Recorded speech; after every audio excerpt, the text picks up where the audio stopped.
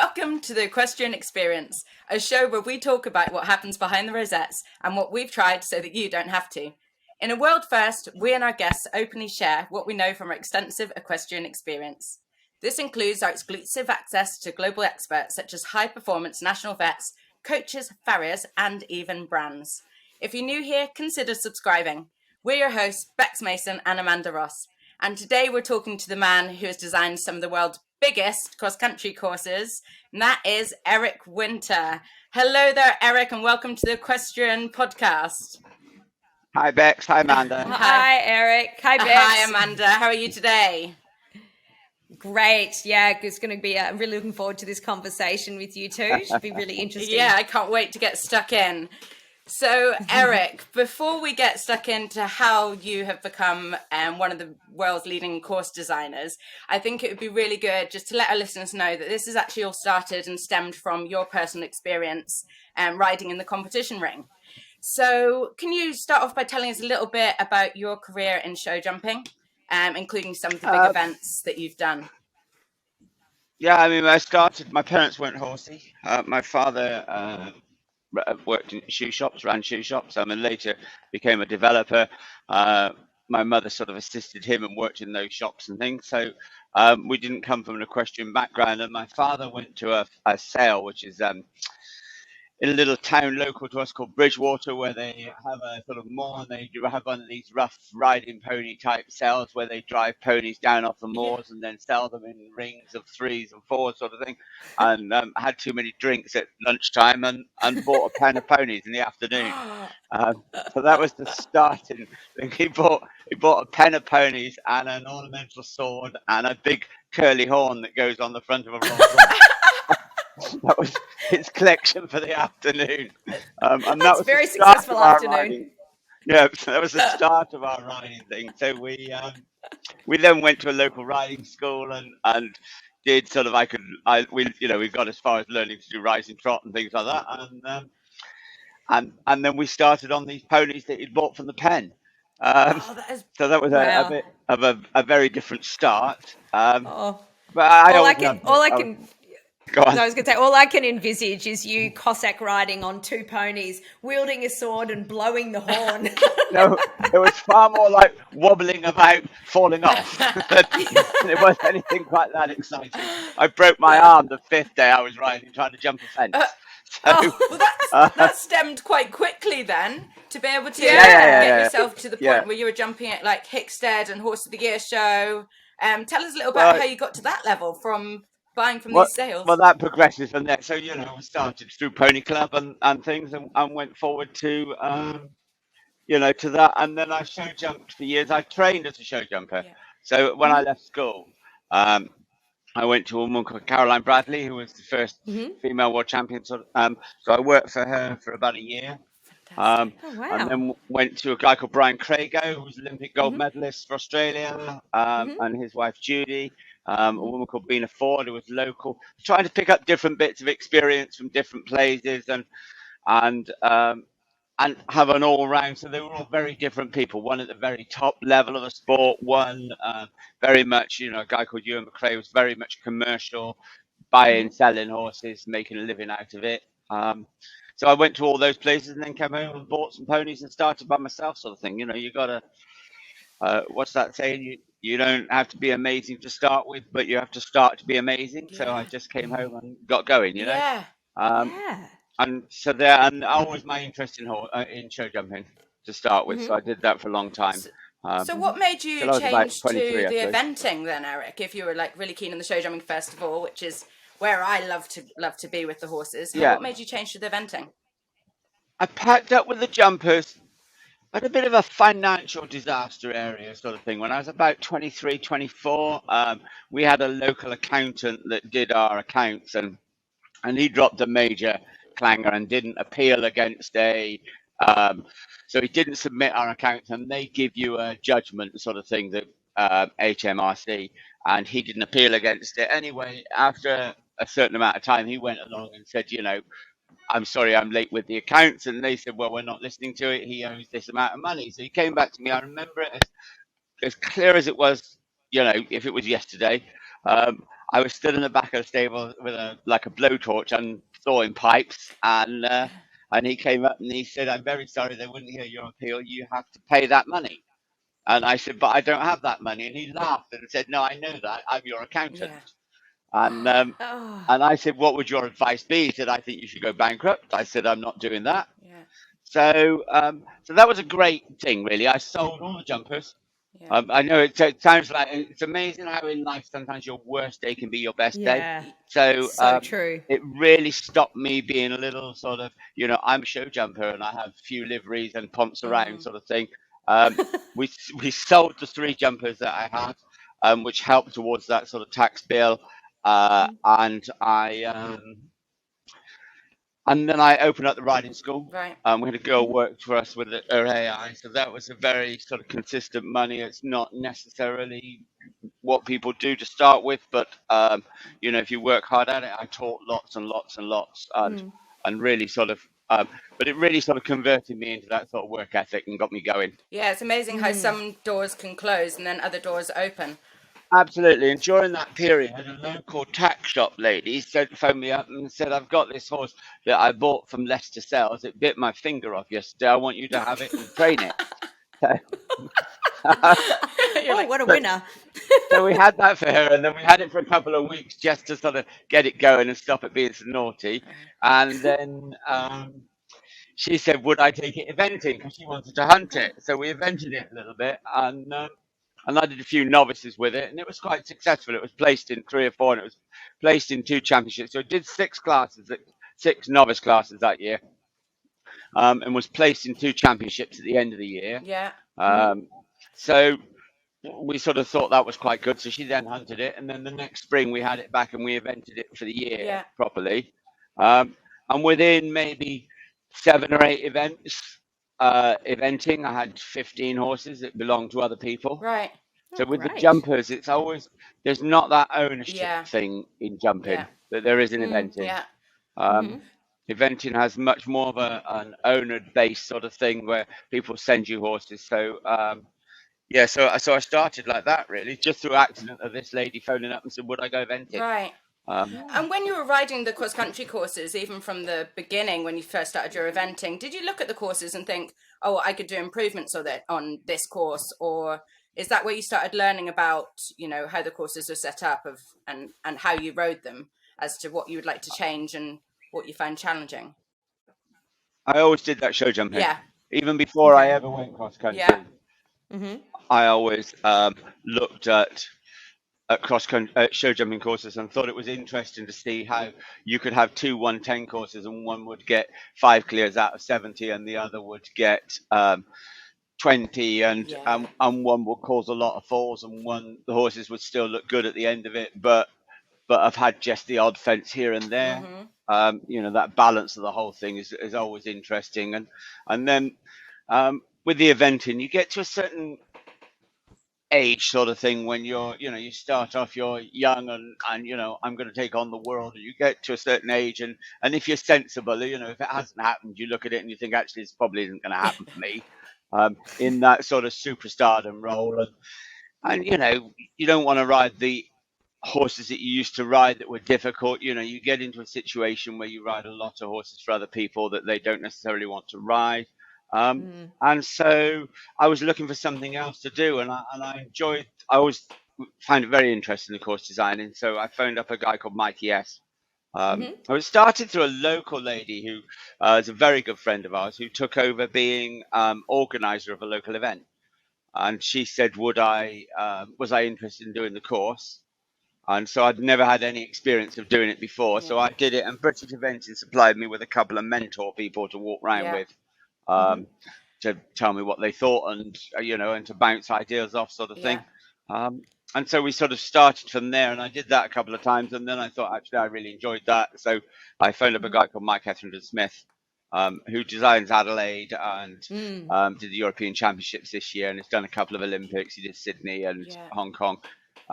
So really good, great guy, and he was great with me. He sort of said, "Come along and follow me," and he gave me his diary and said, "I'm going here, here, and here," and I Mhm. really followed him and went from there. Really. So was this about the same Um, time? Because I yeah. know that you've completed badminton and Burley, isn't that correct?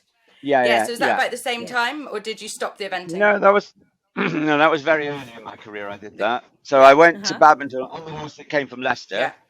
The lady that hunted it all winter. Right. Yeah, that horse went straight through to badminton off about 20 cross country starts. Oh Just my God. amazing. It did 6 novices, 4 intermediates, 1 advanced 3-day,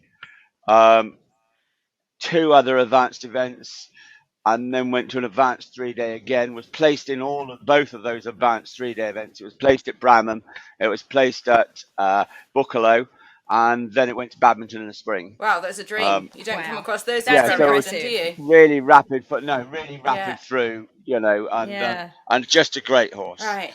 And so that was interesting. And then they sold him. Yeah. And then it's always difficult when you're younger. Everything we had, we always sold, really. Yeah. Even for owners, our owners weren't that well heeled, sort of thing.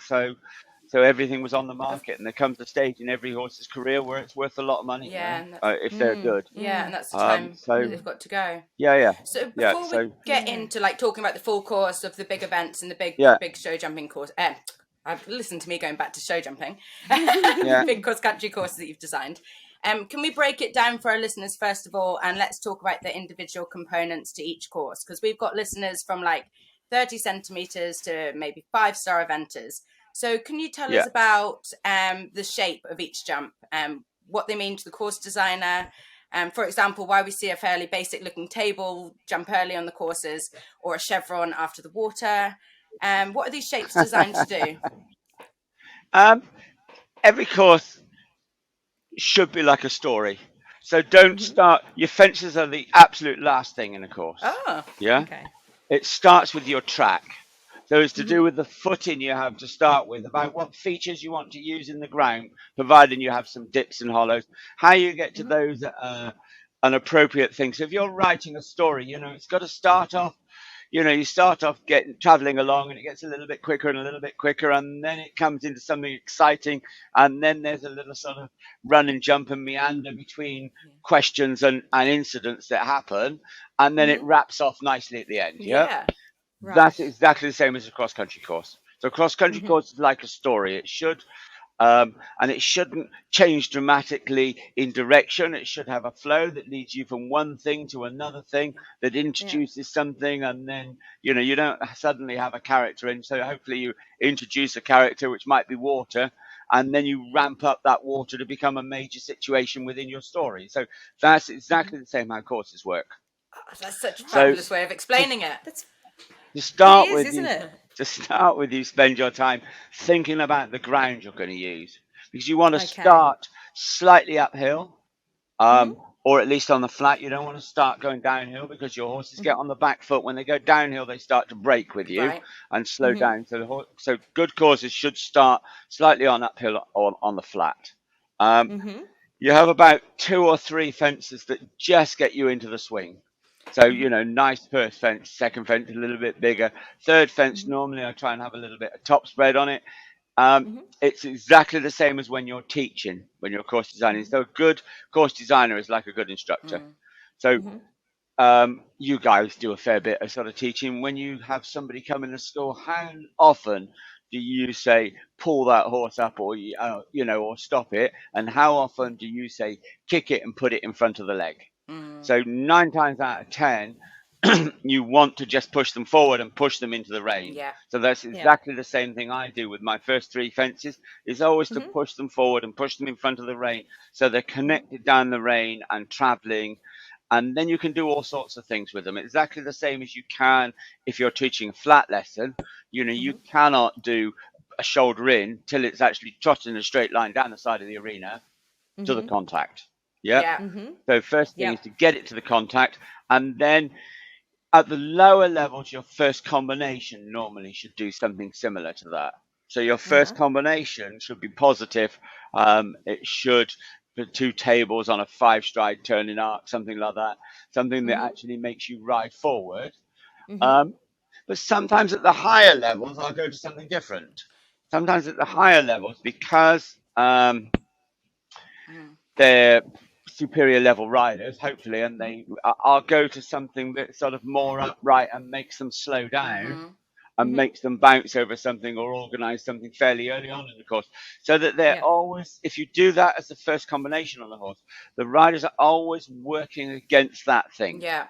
That they're working to try and get the horse in front of their leg and going again. And those good riders that recognize what that fence has done to their horse will land and put it in front of the leg and give it a kick and make it have a little gallop to inspire it again. So it's how you play with those dynamics of, if you like, and a positive question is something that is on a forward stride that you ride to. A negative question is something like a coffin or, a rail ditch rail or 2 5-bar gates where you slow down and you balance to. And it's a mixture of negative and positive questions, of educating horses with the piece of ground you're going to use. So trying to find some things that make the horses make a shape and balance as they go down and balance as they come up. And at the higher levels, to find some result that keeps the cross country in an acceptable way. So you haven't got 10 horses sat on the ground. When Mark Todd won badminton the first time in 1980 on Southern Comfort, there were only 2 clear rounds, and the person who was third fell off, and the person who was stopped, and the person who was 6th fell off. Wow. Yeah. It was tough. Those statistics, yeah, exactly. You say, whoops. Yeah. Those statistics are not acceptable No. now, and that was 1980. So the sport's moved a long way from that. I'm trying to hit that statistic where you get to, in my eyes, ballpark 50-60% clear. Yeah. In the higher levels. It doesn't matter at the lower levels. You're looking for education. Yeah, you're looking to teach horses and riders to slow down and balance themselves. At the higher levels, you have to provide a sporting occasion, provide some sort of result. It is no sporting occasion if everybody goes clear and everybody has a fantastic time and it looks great and they all spin round and, that's not... it isn't a competition then, is it? That factor becomes like an exhibition element of that sport. Yeah, of course. Not a key thing. Yeah. Well, that's so interesting, because that is really what I've heard from you, like watching some of your things on YouTube. That's what you've been quoted saying, really. See that your job is essentially training the horses. And the way that you build courses is to provide confidence for these horses to move up the levels to the bigger grades.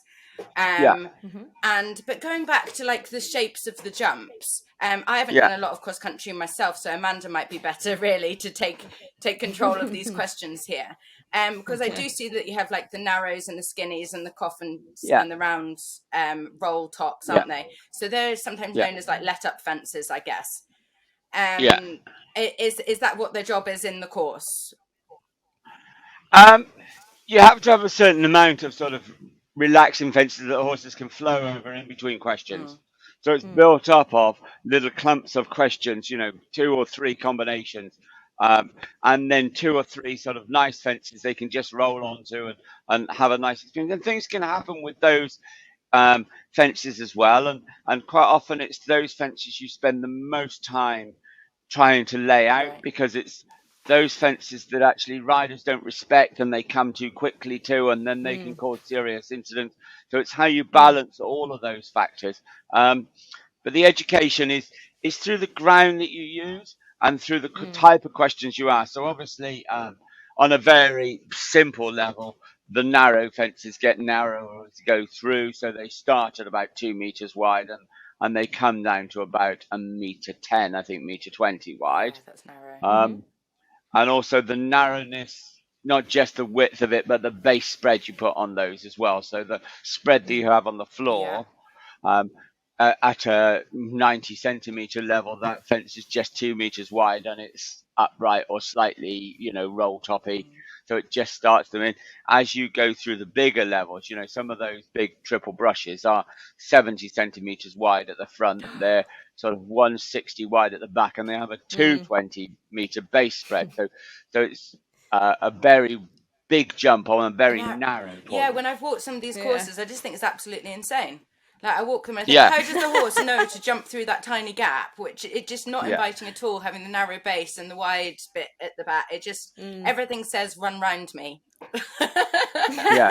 I would not make a good... We do so much practice, Yeah. Bex. Honestly, Yeah, there exactly. is so much practice that goes Yeah. into this. Yeah. Yeah. And that's... So it's training more than anything. Yeah. How important do you think it is to make miniature versions for the lower grades of these combinations and fences that you're going to see at a higher grade? Because I know a lot of the time, especially in Australia, some of the smaller courses are a lot more simplistic. And I feel that, they need to have a really small apex, and they need to have, the easier versions of the skinny fences, because otherwise, and bounces and things, otherwise when the riders start getting to that higher level, they haven't experienced those different types of combinations. Is that something that you would do for your lower level courses?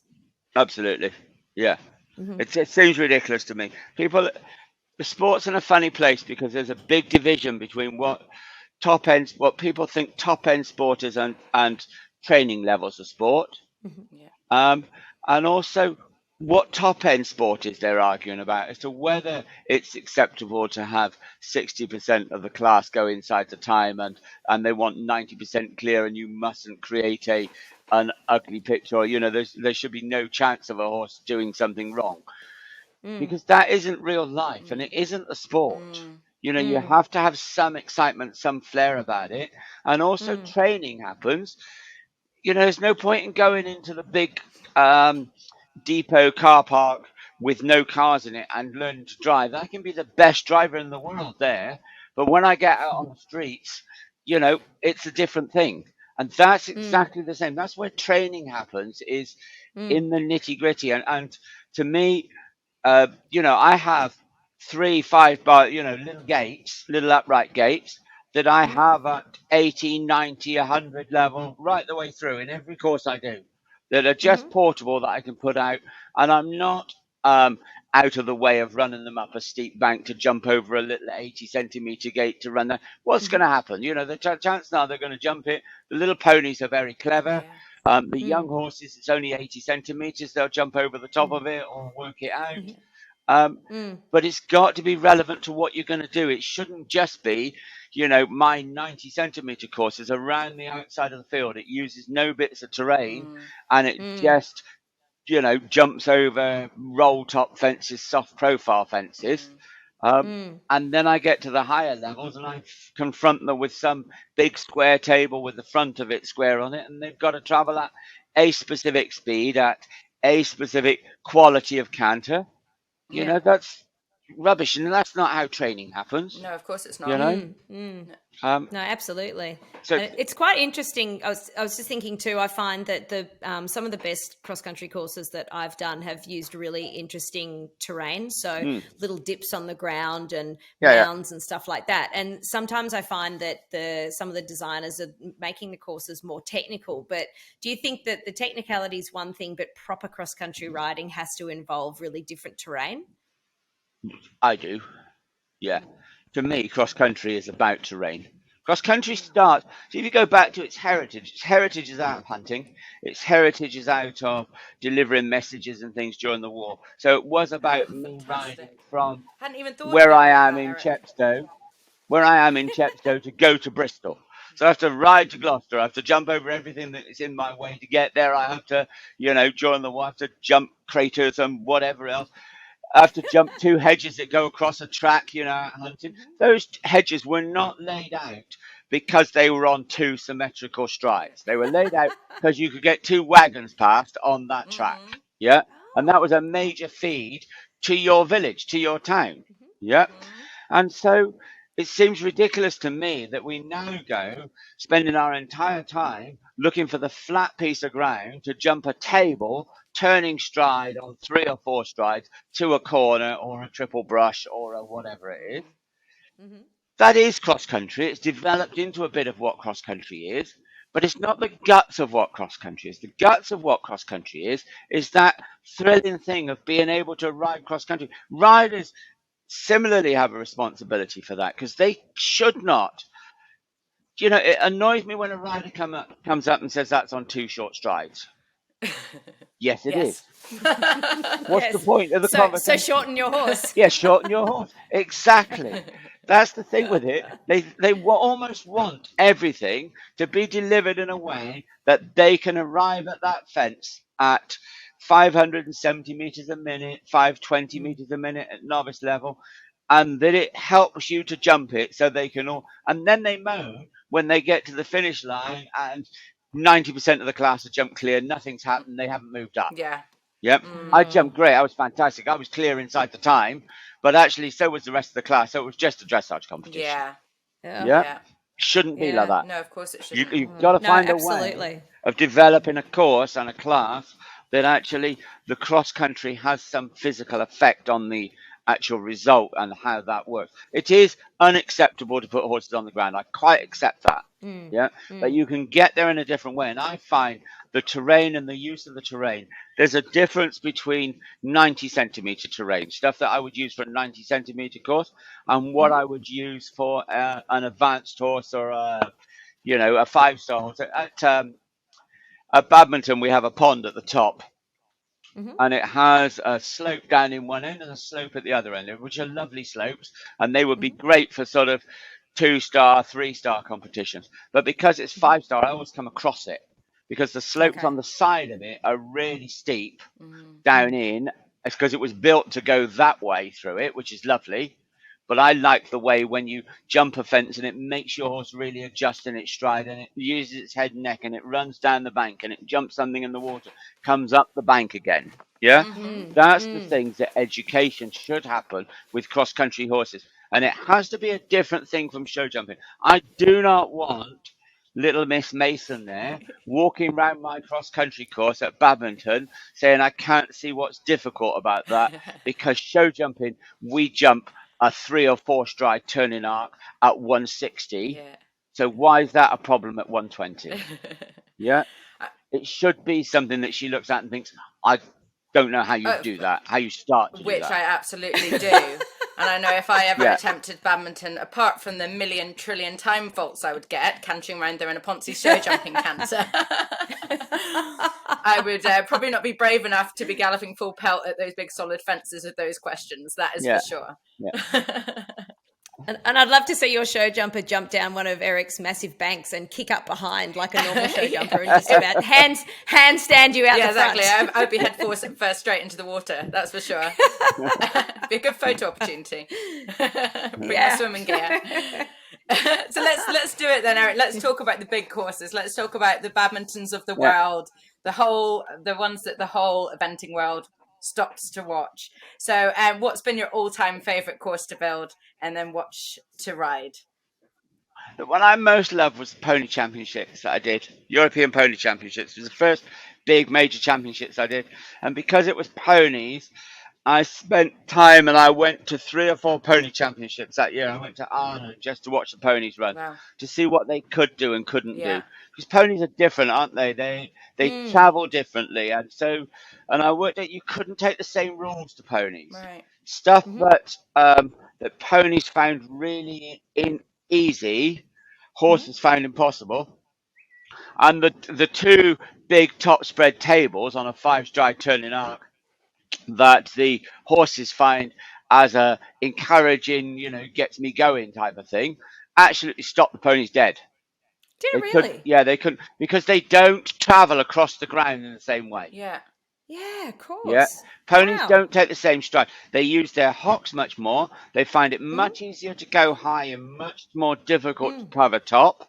That's why they can adjust. Why ponies can adjust with different kids and find it easier to adjust in their stride pattern is because if you watch a good pony, it has a different action in its hock.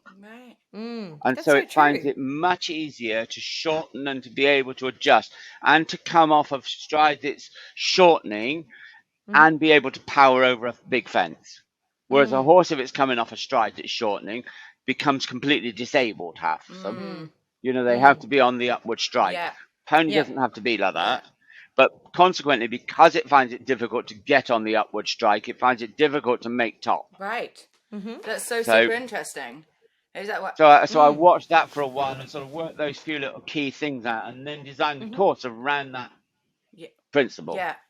That you could jump them over a big up vertical. I had a big hedge at the top of the hill. And it was a really steep downhill piece of terrain. And I jumped a big hedge at the top of it and ran down on quite a steep turning arc. So there was like an arrowhead type thing in the middle of that, so they could jump this hedge and had to arc out on the steep hill to come to one in the center, but they could go left or right. It was their choice to one at the bottom of the hill. So they did that basically to it at the bottom. That you could have never done with horses. They would never have read it. They couldn't have handled that piece of ground.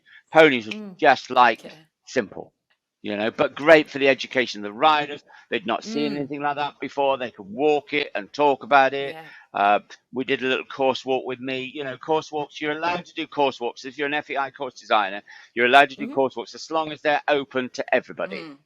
So we did a little thing with with a couple of fences where they were open to everybody, and we just talked about the philosophy behind it and why it happened. And that's what education is, isn't it? That's so important. I definitely agree. And even I find I go and help some of our bigger course designers on the bigger show jumping tracks as well. And I think there's nothing better than sitting there discussing the flow of the course with the course designers, so I can get an idea of how they want us to write it and what their purpose is. And absolutely, especially I don't want to go out there and figure some of that out myself. I'd rather go out there with the education and this is how it's meant to be done. And, it's really interesting. Yeah, and that's, at a core level. So that was my favorite competition I ever did. I know badminton is, I've loved badminton and I've had some great experience. I've done 6 or 7 European Young Rider and Junior Championships sort of thing. We had a really good one in Sweden this year, which was lovely. But that was my favorite one because I just remember that whole upskilling thing to get to that point where we designed a track specifically for a particular range of people and horses. A lot of thought had gone behind that process. A lot of thought goes behind all of it, really. Especially the bigger tracks, and it's difficult to get it right. It's a very fine line you walk between having everybody go clear and nobody go clear, but it's got to be very nerve-wracking when you first watch them all set off once you've built a course. And watching the first few go and just, hoping it's going to ride well and, they all come out happy at the end, really.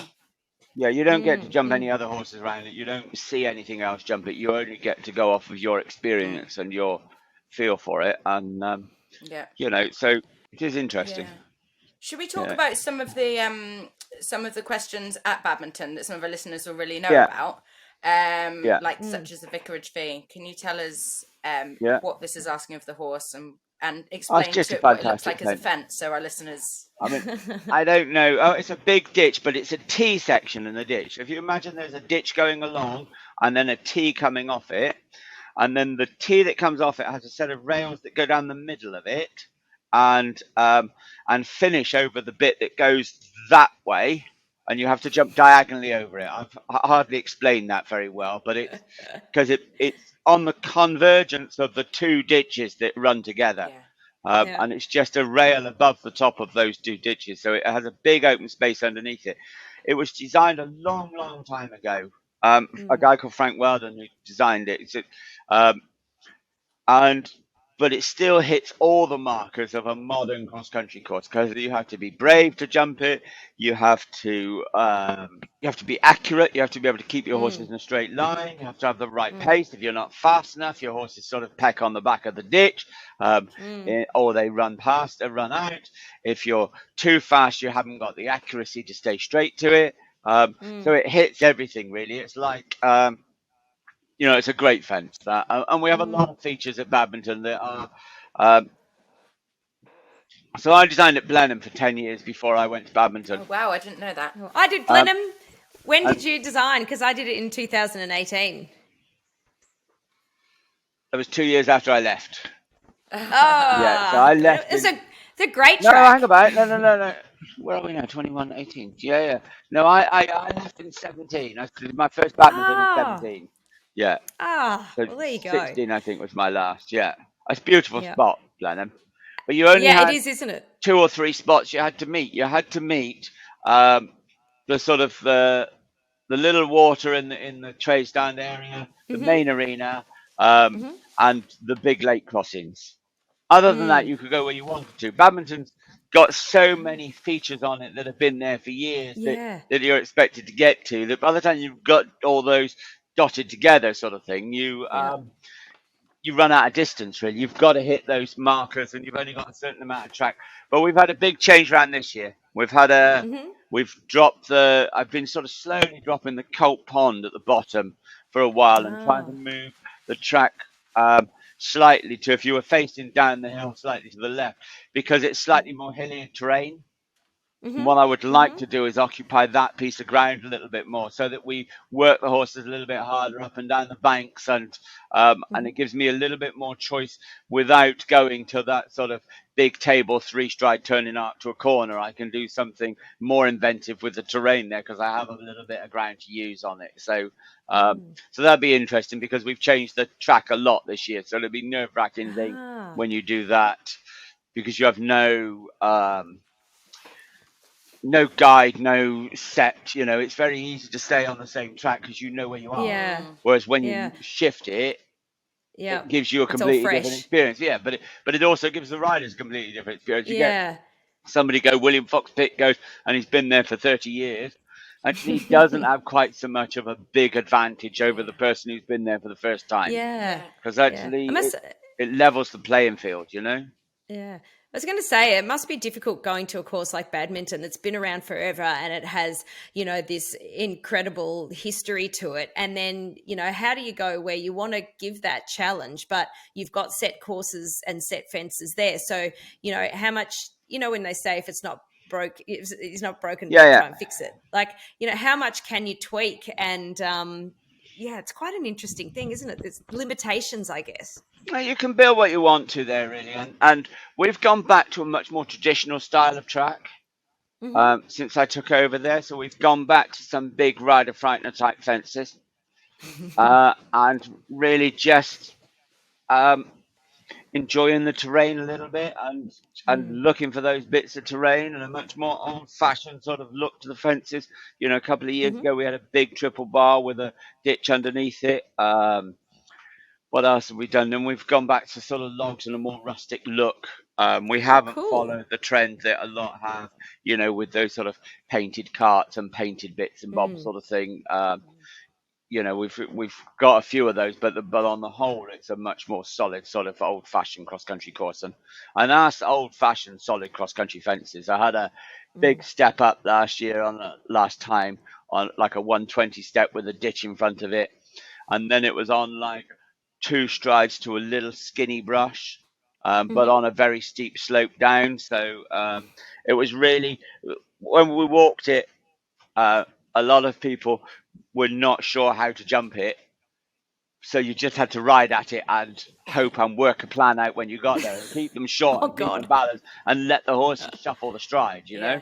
which they Yeah. did Yeah. really Yeah. well. And some horses went on one and some went on two, but they're Yeah. 5-star horses. They were able to adjust and be quick in their feet. And Yeah. and so a lot of Mm. training is about training your horses to be quick in their feet. In my thought process as well, terrain, but also balance in their feet. And when I worked for Brian Crago, who was Olympic gold medalist eventing, he was show jumping trainer at the time, but we used to go Mm. out on the tank tracks at Aldershot and go and trot them and canter them round up and down these steep banks just to teach them to use themselves Yeah. and handle their feet and how they did Yep. that. And my wife went to Marcus Ennings a year or Mm-hmm. so ago, and he's got a big counter track goes around the outside. So he has a big arena, then a counter track Yeah. goes around the outside of the field, and on the counter track he has bounce fences set Oh, up. fantastic. Oh, Yeah, loads of bounce really? Yeah. fences, and we bounced them a lot. And my son worked for Pierce Schweitzer for a while, and they bounced them a lot there as well. Yeah.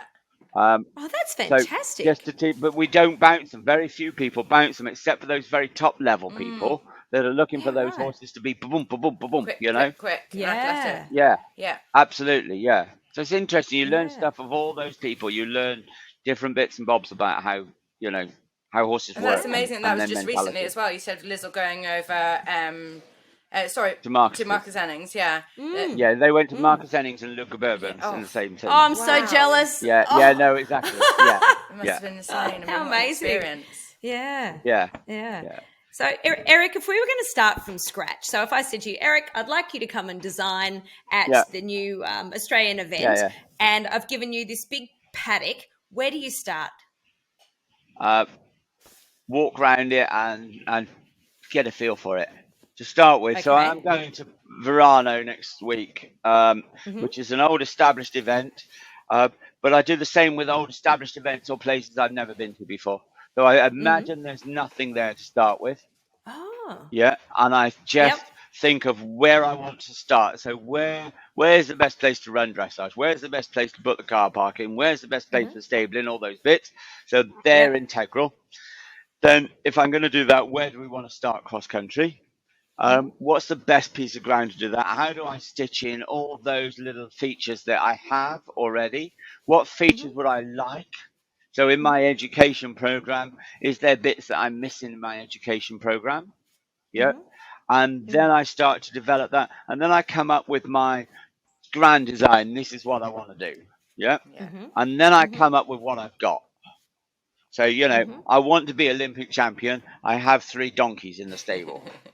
Got to meet in the middle. Where are we somewhere. going?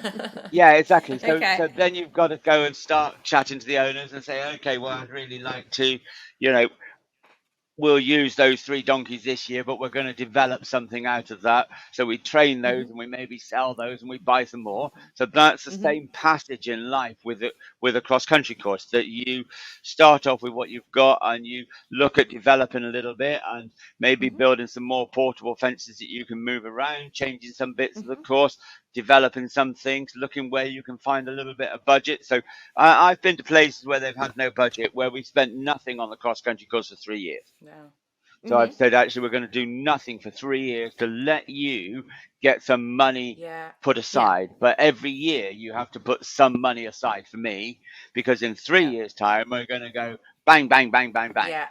We're going to build a new water jump. We're going to start over there. We're going to change all those things round. So that can happen, those big changes, but always starting off with as if it's a blank canvas and where you want to go, and always with an educational background. That what are the questions you're missing?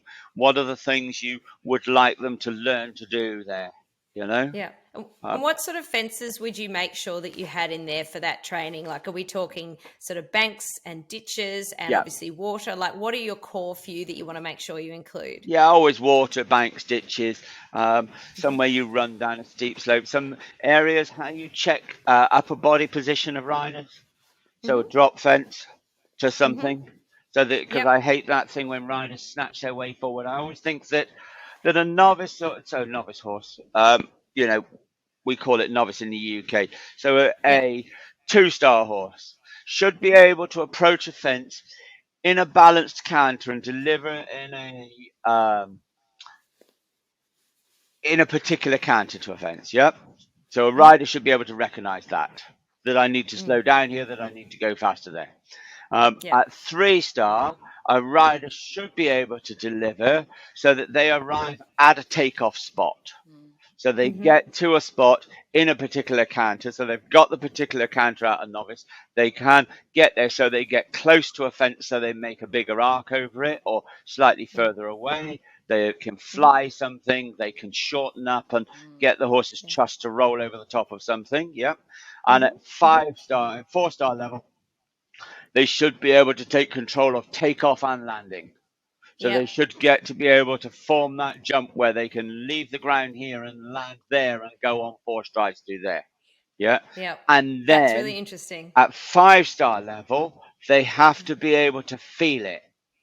So at 5-star level, I take all of those rules. So I've taught them all the basic building blocks. And then at 5-star level, I scrap the building blocks and say, actually, you're on your own. You have to land over that. You have to land over that, but that has got a 2-meter drop on the back of it, and it comes off a slight downhill slope. So you have no idea whether you're going to land within 1 meter of that bank or within 3 meters of that bank. So you might go on 4 strides there, or you might go on 5 strides there. But you'll ride on instinct, and you will ride on... Exactly. And so then at 5-star level, you should have feel. Yeah. And that's what I'm looking for, is those guys that come back that have feel, that can jump into a combination, into a line, and know they're going to go on 4 strides or 5 strides, or feel that they're, if something goes wrong, they can react and do something differently. Yeah. And that's I love the breakdown of the levels that you've just given then. So you've got to an me expectation. Part of that. Yeah. Oh, that's so interesting. Yeah. So, and where you fit into that, some people, they don't have time to be 5-star riders. Some people are 5-star riders. My brother was a 5-star rider, and in all fairness to him, he jumped ponies to a very, very top level. Yeah. But didn't he works properly for a living, and he's a proper person, and he doesn't mess around with horses for a job. And he used to get up at 6 o'clock in the morning and ride his horse, and he got to badminton. Yeah.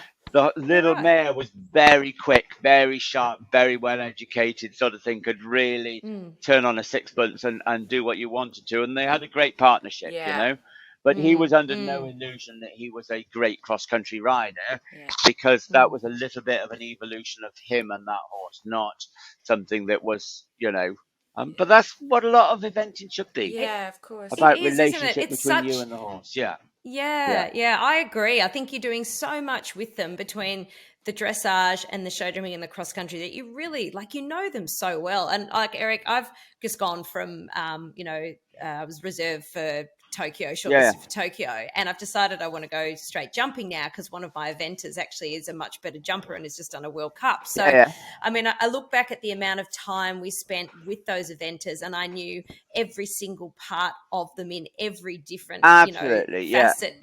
Yeah, and even going into the show jumping, and no disrespect to the jumpers, but we just don't have to explore every single part of the horse as a show jumper as we did as an eventer. So I can see what you're saying. Different sports, the relationship between you and the horse is not so much. The money's different, I think. Yeah. The jumper money is, they're extraordinarily expensive, whereas the eventers, you can buy an eventer still at reasonable money and produce it and train it and produce it and train it and get through to the end of it, and still have a successful horse. So they're different sports, but neither is one is better than the other. I don't think. Just different. And Amanda, I don't know if you know, but James, Eric's son, has competed on, was it the youth team? Yeah, he was a junior silver medalist and young rider, Nations Cup jumping. And he's actually gone the other way. He started off doing a bit of eventing, didn't he? And then he's gone straight show jumping. Well, only because we made him. You made him. Only because we forced him. Because I love that. It's a good foundation. Yeah, that's exactly what I thought. Yeah. I love the skill set the eventers have, the relationship, the fact that they ride on the flat. And with boys, it's difficult to get them to ride on the flat. And I thought if he kept going out and get beaten by girls, he'd learn to ride on the flats because he's quite competitive. So we did that. But in all fairness, we made him through the ages of 12, 13, 14. I mean, he was second in the national under-18 championship on a 6-year-old horse. That's amazing. He produced himself and broke himself. Yeah. Oh wow. Yeah. And a little pony. He was second to William Fox Pitt at Barbary Castle on a 14-2 pony. There was William at 6'6", stood in the line, and James didn't even come to his waistband when he collected his prize. God, that is brilliant. So, Your method clearly worked there, though. It clearly worked. But he never liked it. Yeah. He never liked the eventing. He always liked the jumping sort of thing. He much more liked that sort of, am I going to go there on 6 or 7 for the different horses and things. So, No, it's a great foundation. I'm so privileged to have had that much experience, and I hope that it helps me to educate my jumpers as well. Yeah. Oh, this has been so great today. What I would like to do is just get on to some of our listeners' questions before we close it down today. So going to the listeners' questions, Eric, what is the best thing about being a course designer? Travel and the people you meet. Yeah. Takes me everywhere. I've designed so true. courses in Argentina, Uruguay, Italy, France. Yeah. I've got one in Sweden at the moment, one in Holland. I've done games in China. And just see, horsey people are different people, I think. Because I think horsey people are... Yogi Breisner said, we were chatting about it one day, and Yogi said to me, it's because the nature of what they do from a young age, if they're going to be successful, is they get on an animal, and when it walks out the yard, if it goes to whip round with them or be difficult, they learn to clamp their leg on and say, go forward, let's go. Yeah. So he said, because that's in every fibre of their body by the time they're grown-ups, they treat life like that. So horsey people don't go to a party and sit in the background, and if it's a good party, it will develop into a good party and they'll join in. They sit at the party and they think, I'd really like a good party. Let's kick it Let's forward like we go. would do a horse. So they get up, they get everybody up, they start dancing. He said, when we go cross-discipline, if we go with cyclists or soccer players or whatever, Yeah.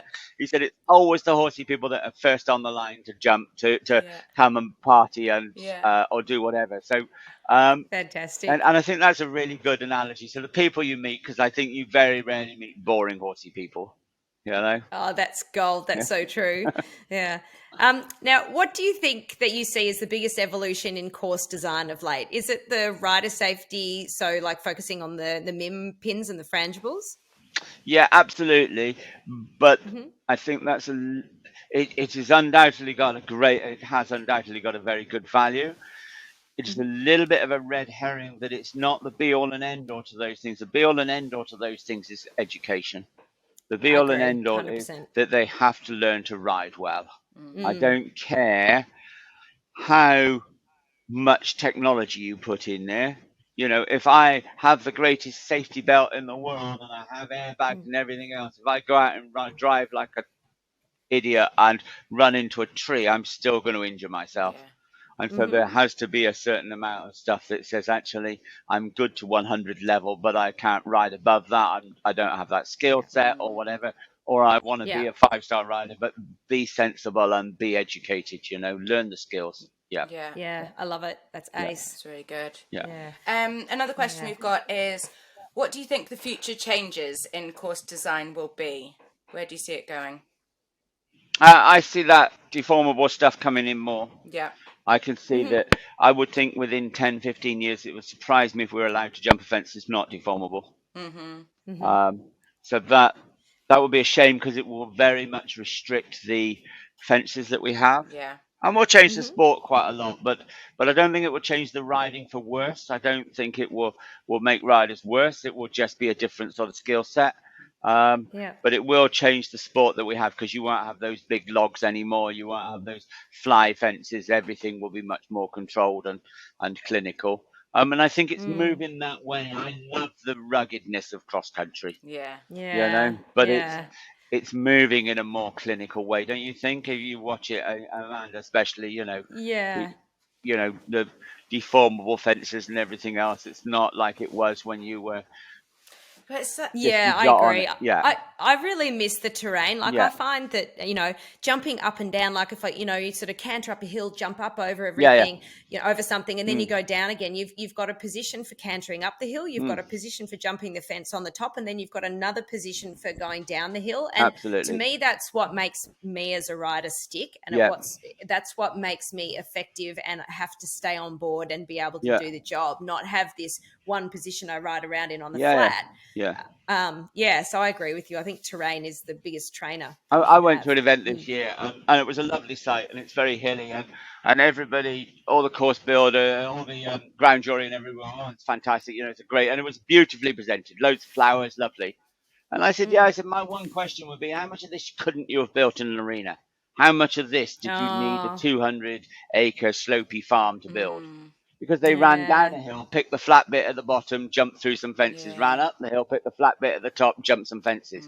Actually, where they picked to put the fences was on a flat area. And I understand why they do that, because it's clinical and it's very safe, and you get a very predictable result, because you land over the table and so many horses will run past it and some will jump it.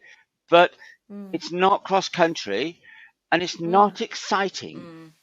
The exciting is something that you look at and you think, wow, that's enormous. You know, a big ditch, something like that.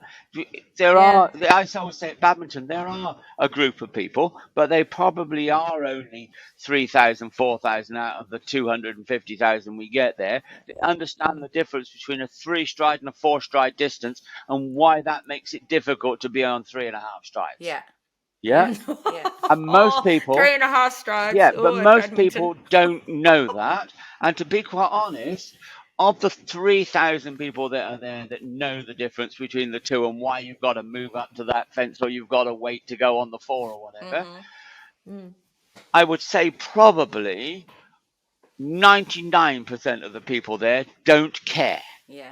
Yeah, Yeah. they're there for a day They're out. here for a day out to watch spills and They spills. understand that little bit of a thing, but actually, is Yeah. that cross country? It's show jumping. Yeah. It's absolutely show jumping. That 3 moving strides, 3 short strides to be able to shape your horse and to clear the fence at the end of it. Yeah. But cross country, I'm not sure that's cross country. I'm not sure that that's not something different that's evolving into cross country. That cross country is terrain. Cross country is about being able to jump the upright at this end and the upright there and having a great big hollow in the middle of it. That's cross country to me, not. And then Yeah. you look at it and you think, wow, that's enormous. That's a big hole. That's a whatever, you know. It's got to be Yeah. exciting, and that sort of table to corner thing doesn't do it for me. Yeah. You know. Yeah, totally understand. Yeah. So do riders often seek you out like a celebrity to ask you questions about the course? No, not really. Some do, and we'll chat Just about to ask something. your Yeah, sometimes we do little chats and we do little things at badminton and quite often. But the people I know nowadays tend to be getting old. You know, I know less riders now. It's a really sad thing because you don't, you know, when I started, I knew everybody because I came out of riding. I was in the collecting ring and things, and you know, I'm warming up. And nowadays, I look at these people. You know, I did a day with Pip Funnel the other day, and me and Pip were chatting. It was the only people we know at events nowadays are trainers and blooming and owners and what have you. None of our generation of riding are getting told that. You know, so but that's yeah, a little bit sometimes about different things. If I've done something and they want to know what I intended or how that works, or you know, yeah. Do you miss it, Eric? Do you miss being riding? Not being the rider on the course, or do you just No, get not as at much all. enjoyment out of watching other people? Yeah, no, I'd much rather train and I'd much rather